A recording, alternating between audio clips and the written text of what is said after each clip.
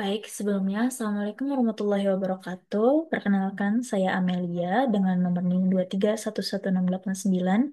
Di sini saya akan melakukan review salah satu materi dalam keperawatan kesehatan komunitas, yaitu yang berjudul konsep epidemiologi.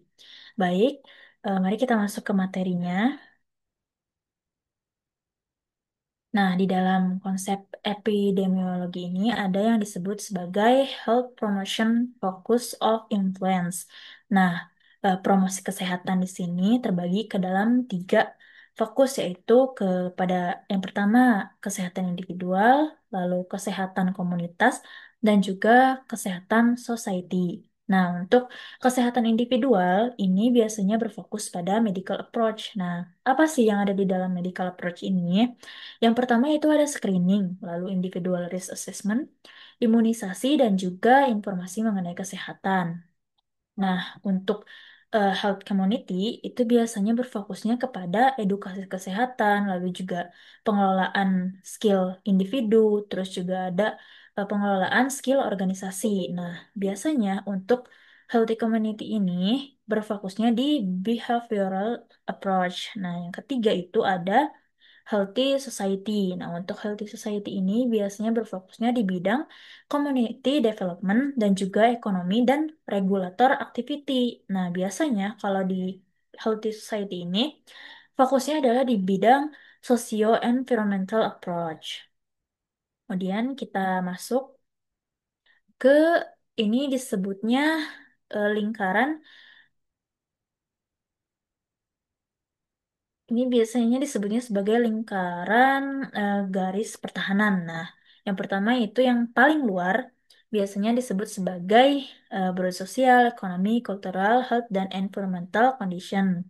Nah, yang di garis yang kedua itu ada living, learning, dan working condition. Nah, yang ketiga itu ada social, family, dan community network. Nah, yang keempat itu ada individual behavior.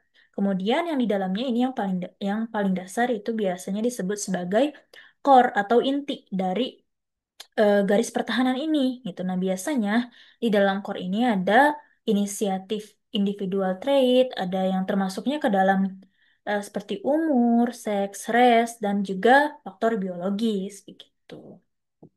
Nah, selanjutnya kita akan masuk ke sejarah epidemiologi itu sendiri.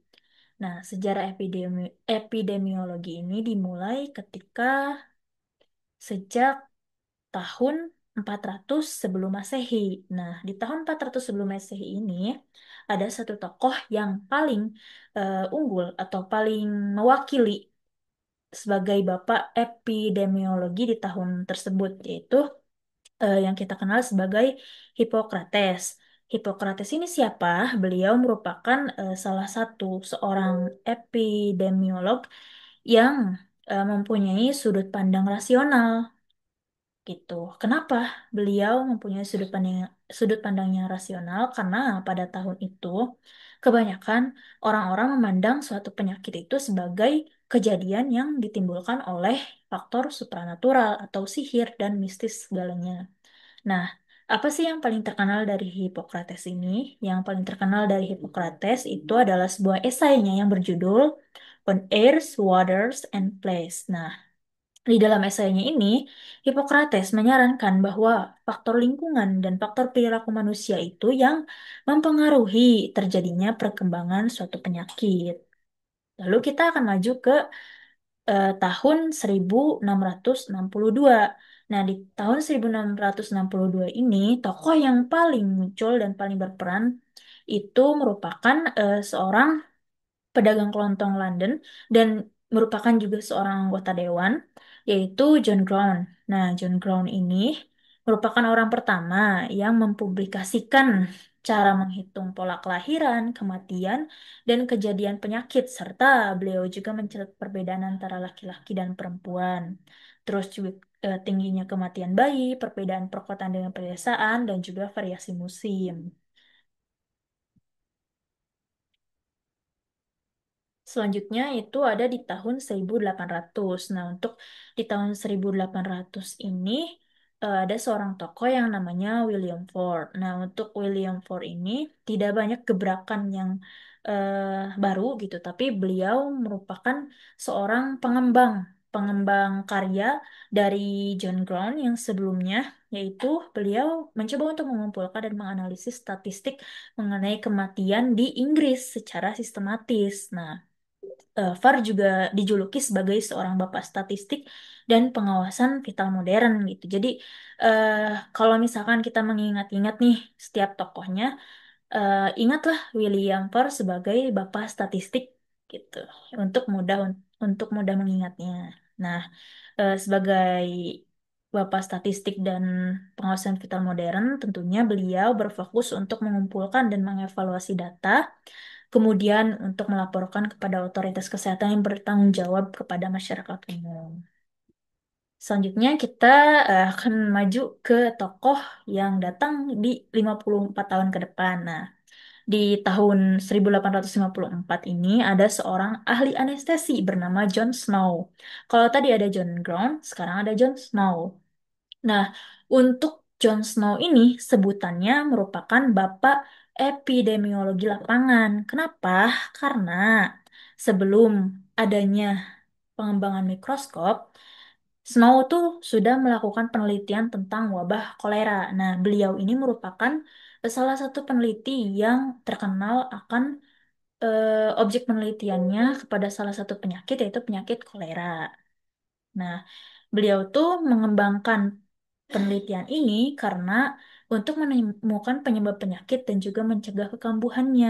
Nah, karena karyanya ini menggambarkan urutan klasik dari epidemiologi deskriptif hingga pembuatan hipotesis hingga pengujiannya. Hipotesis tersebut bisa teraplikasikan gitu dan mampu dijelaskan secara rinci.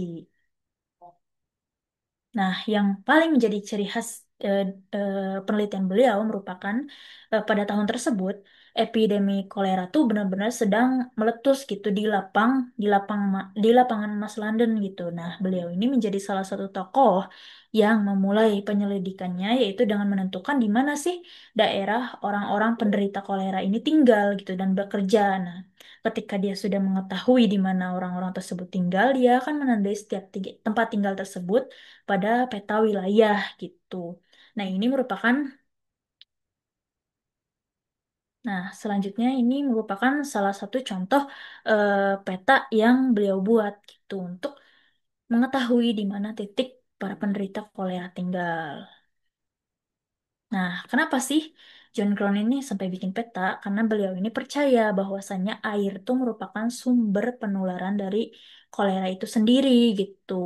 Kenapa dia menandainya?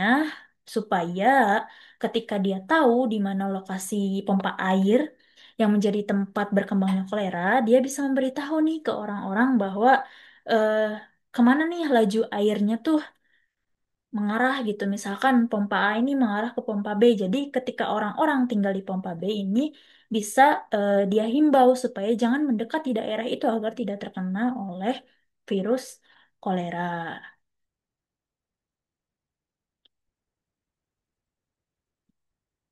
Nah, perkembangan di abad ke-19 dan abad ke-20, metode epidemiologi ini akhirnya mulai diterapkan dalam penyelidikan kejadian penyakit karena memang pada saat itu tuh sebagian peneliti fokus pada penyakit infeksi akut saja. Nah, syukurnya pada tahun 1930 sampai 1940-an, ahli epidemiologi ini mulai memperluas metode mereka ke penyakit yang tidak menular gitu. Hal ini dimulai sejak Perang Dunia Kedua karena kan menyaksikan ledakan dalam pengembangan metode penelitian dan dasar-dasarnya. Jadi juga epidemiologi itu sudah mulai dikembangkan gitu, gak cuma ke penyakit-penyakit akut aja, tapi juga sudah mulai ke eh, cedera dan kekerasan seperti pada tahun 1980-an atau pada tahun 1990-an itu ke epidemiologi molekuler dan genetik gitu. Hingga sampai saat ini, petugas kesehatan masyarakat di seluruh dunia bisa menerima dan menggunakan epidemiologi secara teratur untuk menandai kesehatan komunitas mereka dan untuk memecahkan masalah sehari-hari, baik itu yang besar ataupun yang kecil. Nah, ini merupakan pembahasan dasar mengenai epidemiologi, ada merupakan definisinya, ada ruang lingkupnya, tujuan, sejarah, maupun triad modelnya. Selanjutnya, definisi mengenai epidemiologi menurut beberapa ahli ini. Yang pertama ada dari Hankins dan Buring pada tahun 1987. Jadi menurut mereka, epidemiologi merupakan the study of the distribution and determinant of disease frequency in human population. Nah, sementara menurut Gordis pada 2004, epidemiologi merupakan the study of how disease is distributed in population and factors that influence or determine this distribution. Nah, sementara untuk menurut Harkness dan Friedman, masing-masingnya pada tahun 1995 dan 2004, epidemiologi didefinisikan sebagai study of the distribution and determinant of state of health and illness in human population. Sementara menurut Friedman, epidemiologi merupakan the study of disease occurrence in human population. Nah, adapun tujuan epidemiologi itu terdiri atas 5. Yang pertama adalah mempelajari penyebab penyakit dan faktor resikonya. Yang kedua adalah menentukan seberapa jauh penyakit ditemukan di masyarakat atau jangkauannya. Yang ketiga adalah untuk mempelajari riwayatnya dan prognosis penyakitnya. Yang keempat itu untuk mengevaluasi tindakan pencegahan dan pengobatan yang ada ataupun pengobatan yang baru. Dan yang terakhir adalah untuk menentukan dasar pengembangan keputusan publik dan membuat keputusan regulasi terkait masalah yang terjadi di lingkungan. Gitu. Sementara kalau menurut Hackners, ini tujuan epidemiologi ini lebih sederhana, yaitu ada dua saja. Yang pertama adalah untuk mencegah ataupun membatasi konsekuensi penyakit dan keterbatasan yang timbul kepada manusia. Dan yang kedua adalah untuk meningkatkan derajat kesehatan.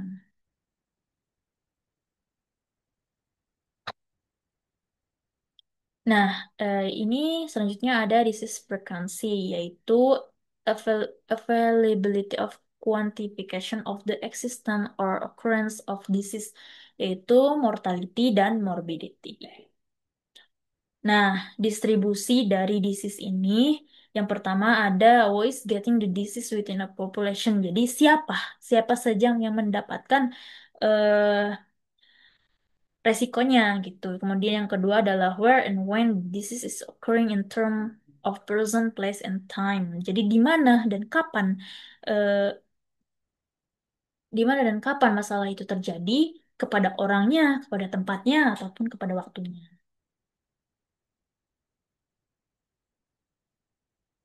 Nah, ini namanya segitiga epidemiologi yang di lambangnya itu A. A itu untuk agen, P itu untuk pejamu, dan L itu untuk lingkungan. Dan yang paling ideal adalah yang A dan P-nya seimbang dan L-nya berada di tengah-tengah.